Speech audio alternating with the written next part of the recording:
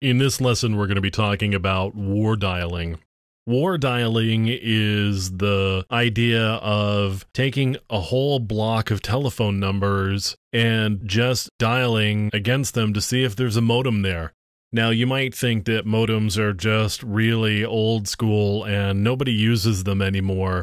The reality is that lots of enterprises and service providers even still use modems for out-of-band communication with their networking infrastructure. So if there's a critical error that causes networking to fail to those particular systems, at least they have a way to continue to communicate with them, even though it would be slow and you would also have to have a modem on your system in order to communicate with them. And as you may know, modern systems often don't have modems installed anymore, and modems can sometimes just be difficult to get, particularly with the type of interfaces that we've got on modern systems. However, there is still use in doing war dialing. There have been a number of war dialers that have been available over the years. Most of them haven't been updated in a long time, and it can be difficult to get your hands on them, and particularly it can be difficult to find a system that will actually run these older programs. For example, I am running Windows 7 as a virtual machine here, and I tried to download THC Scan, which you'll see here, and it won't actually run under the version of Windows 7 that I have. I get an error.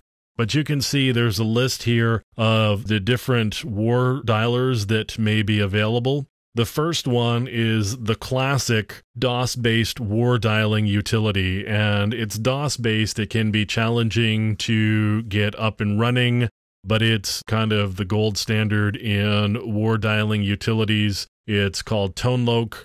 It may be difficult to get your hands on. You may have to do a little bit of digging to go find the program, and again, also find a system that may be able to run it.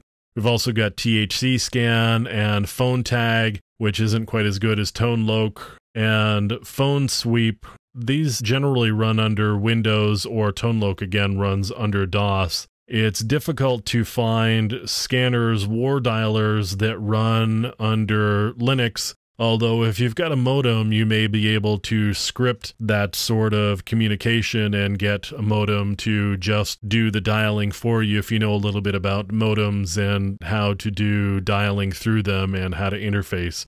This is where THC Scan is available. Again, it came out in 1995 and it's at 2.0. It claims to run on all of these systems, but it hasn't been updated in a really long time.